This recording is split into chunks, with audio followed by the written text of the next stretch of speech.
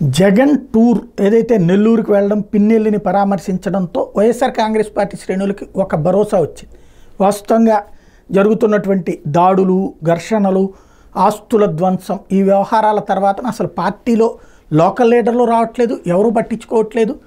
అక్కడక్కడ ఏ పేరు నాని లాంటి వాళ్ళు, లేకపోతే కనుక ఏ అంబటి రాంబాబు లాంటి వాళ్ళు తప్పించి మిగతా వాళ్ళు స్పందించినటువంటి సందర్భంలో జగన్మోహన్ రెడ్డి స్వయంగా వెళ్ళి కలవటం, అలాగే కీలకమైనటువంటి స్టేట్మెంట్లు ఇవ్వడం, ఏదైతే భవిష్యత్తులో ఈ పరిస్థితులు ఆపకపోతే తీవ్ర పరిణామాలు ఎదురవుతాయని హెచ్చరించడం లాంటి దాంతో కొంచెం ధైర్యం వచ్చింది.